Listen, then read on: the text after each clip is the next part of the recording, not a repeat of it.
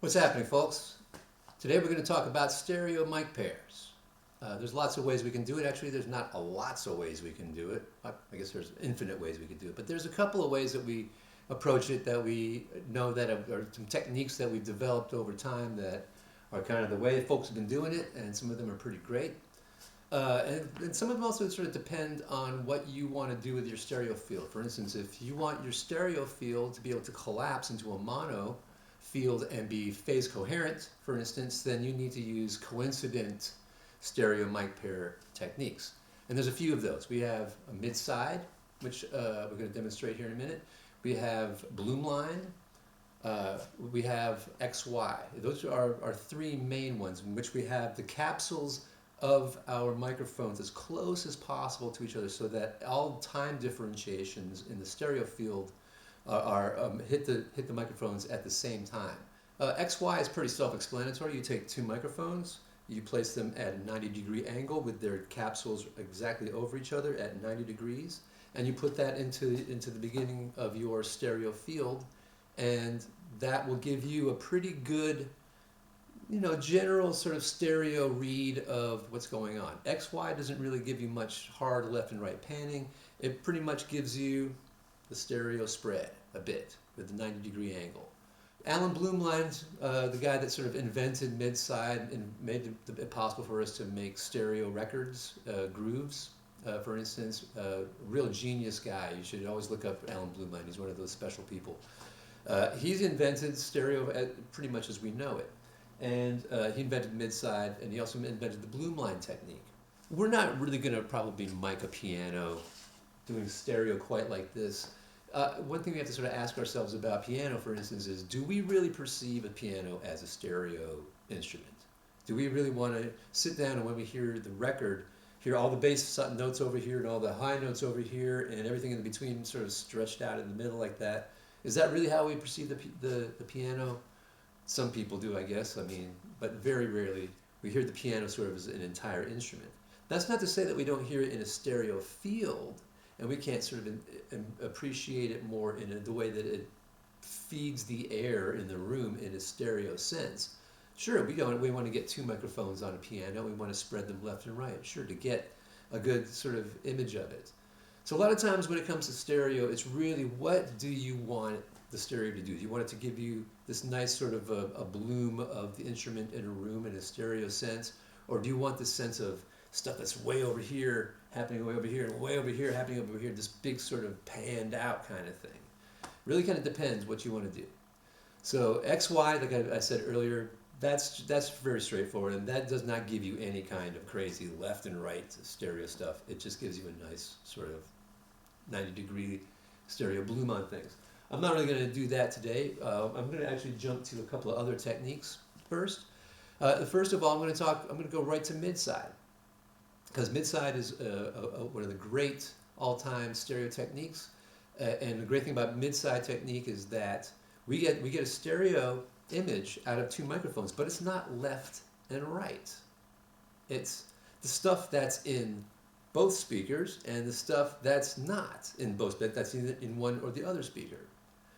And it's kind of crazy how we're able to create that. We have a ribbon mic that's kind of figure 8. So what that means is that it can take sound from both sides of it. So it can come in one side or come in the other side. It's going to hit it either way, but it's just this one ribbon that's sort of capturing it from either side of the ribbon. So things that go in this side of the ribbon hit this way, and things that go in this side of the ribbon hit this way. What was very interesting is you can take the ribbon, you can place the ribbon so that its lobes are going to left and right, and then you just basically take that signal, which is a mono signal, and you copy it and put it out of phase with itself. And the out of phase stuff, when added to the mid, which is just a cardioid microphone in the middle, just capturing everything, the stuff that's on this lobe that's out of phase adds up with the mid. The stuff that's on this side of the lobe, this lobe that's in phase, adds up with the mid, and we end up getting a stereo field. It's really kind of cool the way it works. I've also gone ahead and done an ORTF, which is this is the French method of doing a stereo, and what they figured out after a lot of figuring out stuff, I'm sure, is that having your cardioid microphones 17 centimeters apart, which is kind of not too different from the distance between your cochlea, really, if you think about it. 17 centimeter apart, angled at a 110-degree angle. And so they decided that's a really cool way to get a stereo image. So I decided to do it with the piano. And let's face it, if I sort of put these microphones over here somewhere and just sort of got it over here, I'm going to get, I'm probably not going to get a real stereo image. No, I'm really not. I'm going to get more of, I'm going to get kind of a stereo image, but it's not going to be like left and right, low notes to the left, high notes to the right. I was going to basically just sort of go like, oh, it's kind of nice and sort of stereo-y. So I decided to sort of go a little bit further with this, and I really brought the microphones into the piano. So it's like right here in the middle of the piano. So I've got my mid-side array right here, and it's in the middle of the piano, and it's looking, I've got my ribbon, or actually it's not a ribbon mic, but I can get a figure 8 pattern on a 414 because it's a dual capsule, and it'll mimic pretty much a ribbon mic. So this is this is going to be my side mic, so it's reading left and right here, and this is my mid mic here in the middle. So this is going to just read the piano in the middle, and then I got my ORTF right over here, just hovering above it at the proper angles, and then I went ahead and put in a spaced pair because the mid side is our coincident pair technique that we're going to do on this run, and this is going to be our near coincident pair that we're going to do on this run. The ORTF is a near coincident technique. It's not, obviously the capsules are not as close as possible together, so there is a little bit of a time differentiation going between those things, a little bit of a phase differentiation. But as it turns out, it's not a terrible phase differentiation, and I'm sure the French figured that 17 centimeters, 110 degrees gets the best phase, so that's probably why they did it that way. So anyways, we've got those two mics in cardioid, and these are all 414s also, so we can hear this and not hear the different colorations of the mics. I've got them as close as I can to the right place.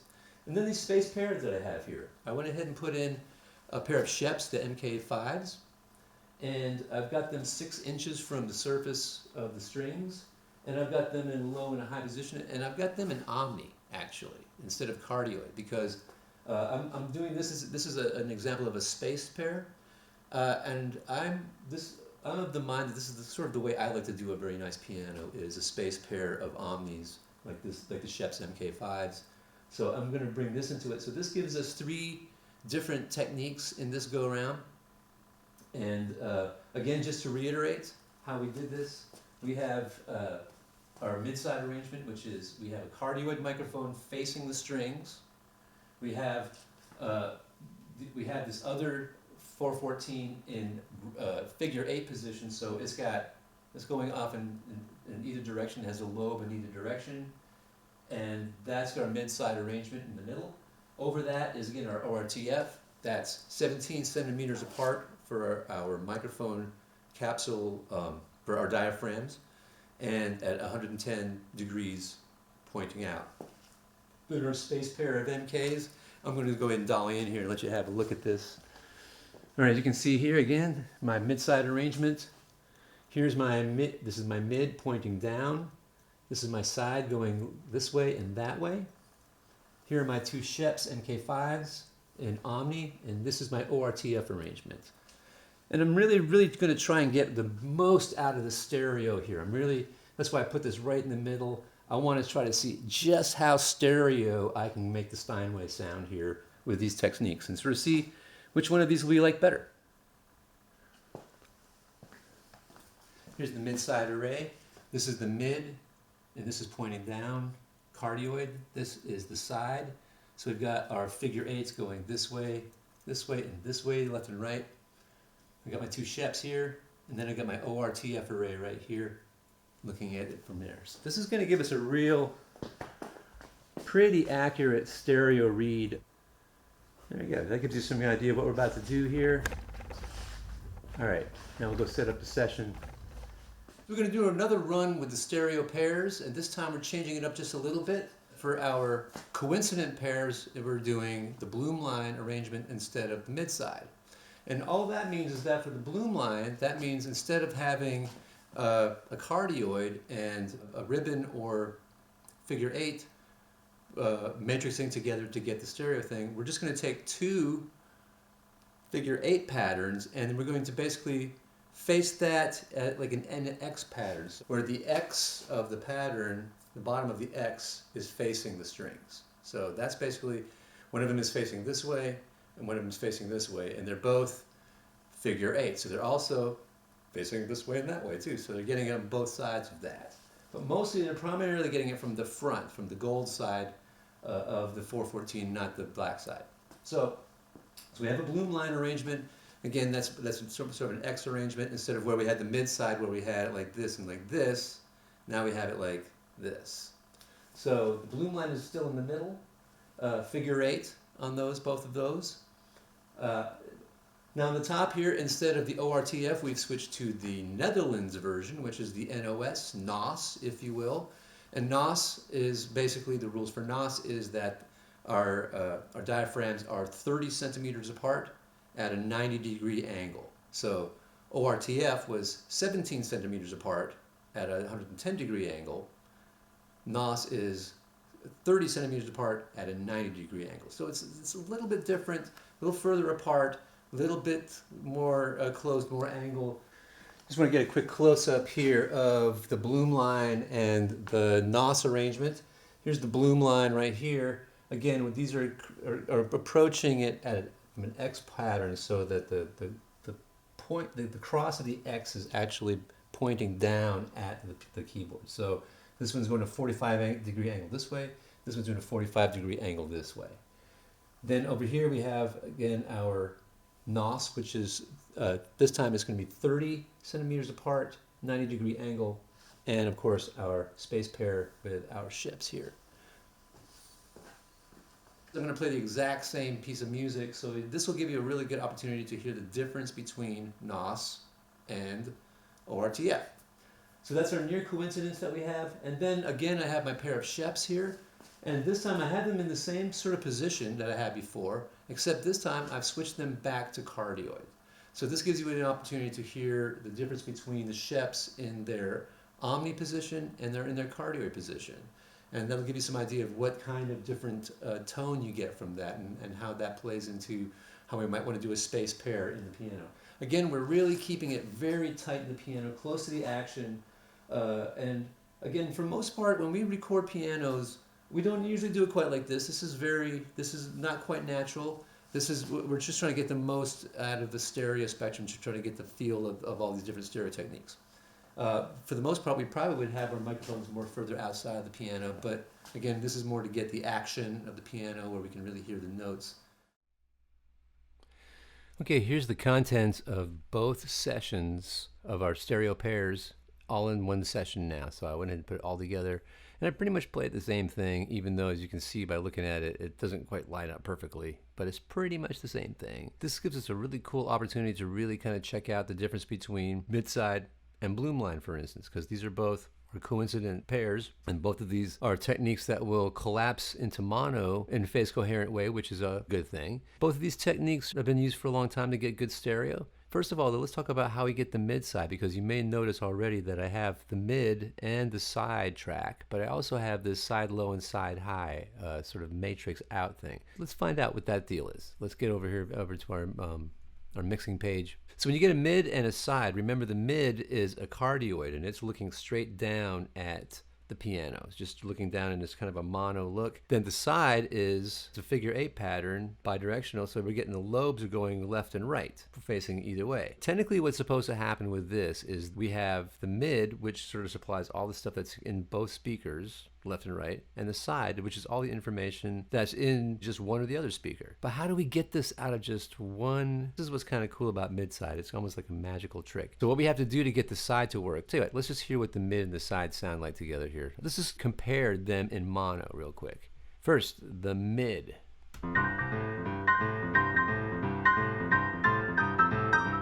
Side.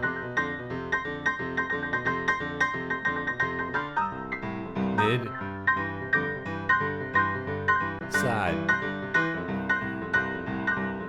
Okay, so what's cool about this is that the left and right is sort of encoded in the side and how the side adds up with the mid. So here's what we got to do to get the side to give us the stereo thing we need to do. So we have to run it out to 2 new aux inputs. I make a new bus, it's called side. I make these 2 aux inputs, side, left and right.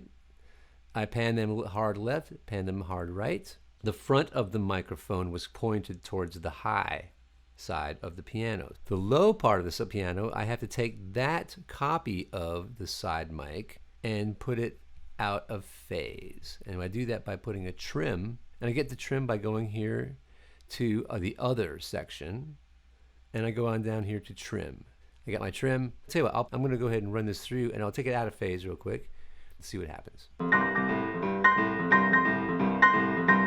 3, 4.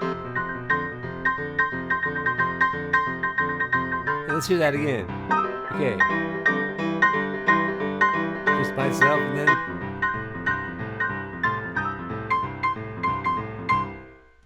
And it's pretty darn stereo because the low part of the piano is pretty far over there and the high part of the piano is pretty far over on the other side. That's how we matrix out our mid side. Just to reiterate so we understand, the mid is cardioid. The side is figure 8. Got to be figure 8. The side is outputted to a bus called side, a mono bus. It then is sent to 2 aux inputs. Those 2 aux inputs, the same thing is sent to the same 2 aux inputs. Those are then panned left and right. The front of the mic, that was the figure 8 mic, will have pointed one direction. The other direction has to be then taken out of phase with the trim. And we do that by putting trim on it and this button right here, bink, bink, bink, bink, bink, bink. That's the phase button. Make sure that's out of phase.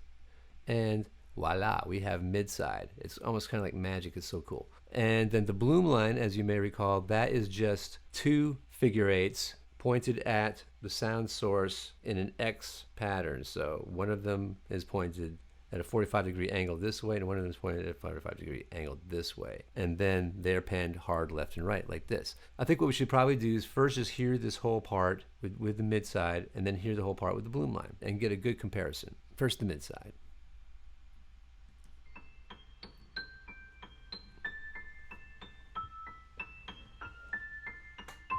Now it starts.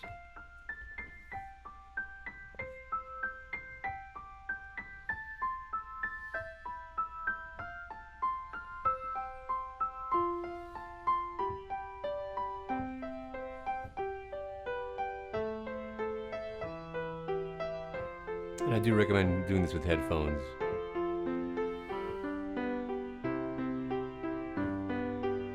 Sound's moving over.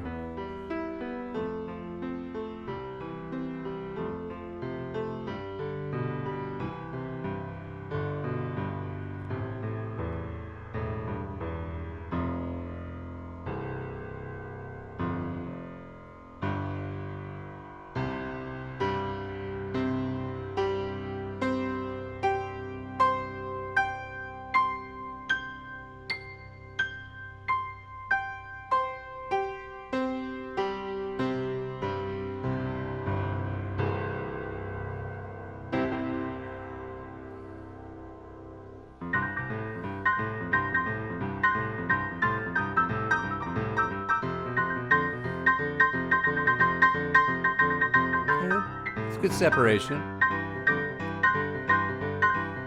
Nothing right.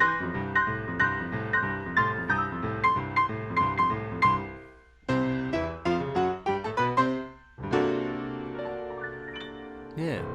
So that's the mid side. And that's a pretty good stereo representation. And remember, that's right there in the action. It's about as stereo as we can possibly get a stereo recording of a piano. I mean, we can't do it more stereo than that. That was pretty darn stereo. Let's see what the bloom line does for us, if it's similar or if it's different. And then I'm going to recommend that you download this yourself, download the session, and then do a little left and right taste test. In case you're wondering, how did I get it so I could see all my comments on my edit page? Because I've got my mix page on the other page, but here's my edit page. How can I see all my comments over here? So if you ever want to sort of change the view of any of these pages, go to View, On this edit window, I can go over here to this and I can add in all this extra stuff. I can add in the mic preamps, the instruments that are playing, all the inserts, all the sends, the I/O. I can just have it just packed up and we'll have so much stuff I won't even see the track anymore. You can customize this. If you happen to be doing a session and you don't see those things, that's how you'll find it. You just go up to view and you can find it. And I don't really need those right there, so let's get rid of those. Let's check out the bloom line from the top here.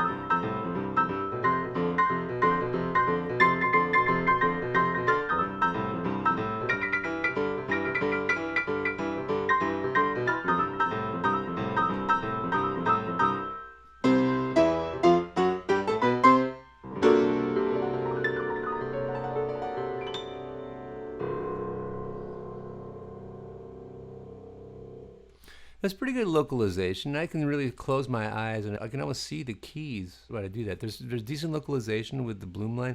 It seems gentler to me somehow than the mid side. I leave it to you to sort of do a little comparison listening and sort of see for yourself, see which one you like better. But both of these are really nice ways of getting a stereo recording. And as I mentioned before, we can easily collapse both of these into a mono situation. We lose nothing. There's no phasing. There's no difference of anything. So for stereo to really be enjoyed, you actually really do need to be in the sweet spot. And you can really notice it with headphones. But if you have a pair of speakers and you're not actually in the equilateral triangle of 60 degrees, 60 degrees, 60 degrees, equal distances, and you move out of that sweet spot, you're not really hearing the stereo spectrum quite as it's supposed to be. A lot of times we really sort of work stereo for headphones because that's where we can really actually hear it coherently.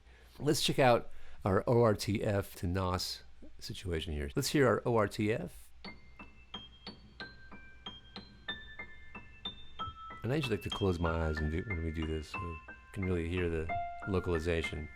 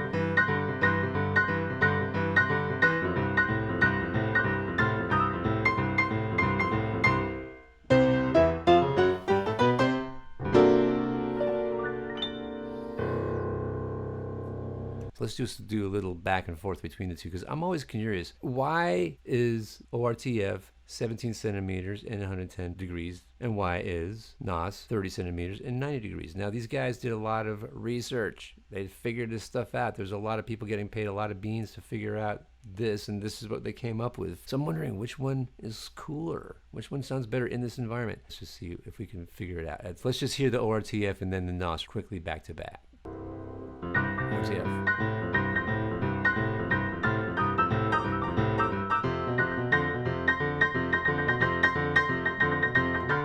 NOS.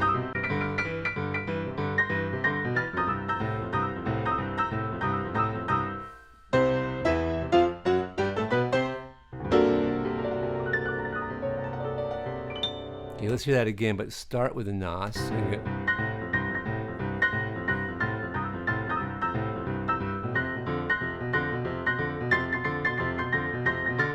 ORTF.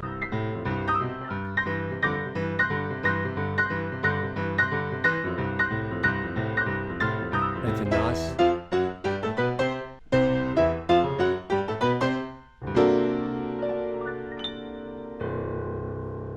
It's an interesting comparison. They both sound good. I don't know. I kind of think I favor the ORTF just a little bit. The wider angle, I think, works for me just a little bit more for this purpose. These are two techniques that are used frequently in all kinds of stereo pairs. They've been used for decades. Choose the one that you like the most. Our last comparison shop here, let's check out the Sheps. In this case, I've got the Sheps space pair Omni and Sheps space paired cardioid.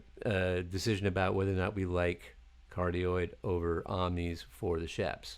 This time we're using a space pair, and I'll be honest with you, for most piano applications, I think my personal favorite way to do this would be the spaced Sheps in Omni. I find that to be a good way to do it, but let's see what you think about it. I would like to get your opinion. Start with the Omni, and then I'm going to go back and forth between that and the cardioid, because they're pretty much going to give us the same exact read with the stereo, because they're in the exact same position, so we're not going to get any change in terms of the stereo positioning. So this comparison will just allow us to hear what's the frequency difference, what kind of differentiation do we have between Omnis and cardioid with our space pair Sheps.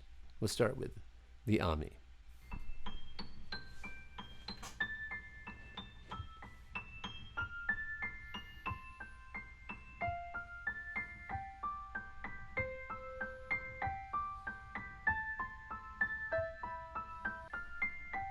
Now this is the cardioid.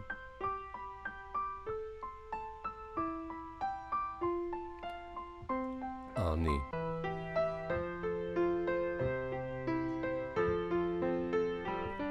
Cardioid.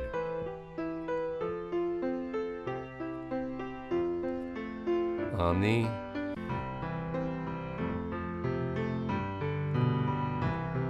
And cardioid. And Omni.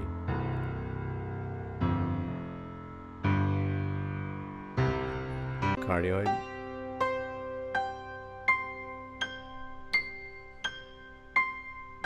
That's a Omni.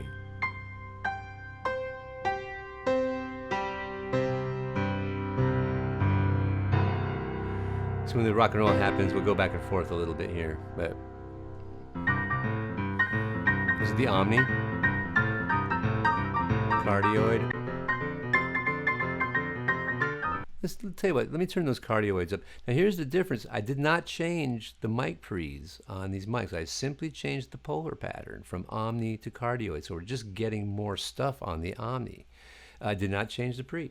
So I'm going to have to really kind of hear these more equally. Let me bump up these other Sheps just a little bit so that we have a fairer listen. Let's go from rock and roll section again, starting with the Omni.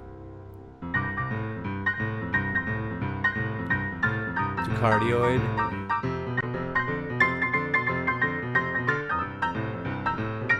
Back to Omni. Back to cardioid. So let's try that again and just sort of give those guys another chance to hear the full deal. Here's first the cardioid.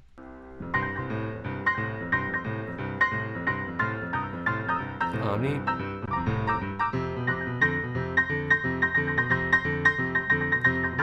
Back to cardioid. Back to Omni. Back to cardioid. To my ears, the Omni is capturing more frequencies, and definitely more low end, but it's more across the board. It feels like it's just getting more of the tone of the piano.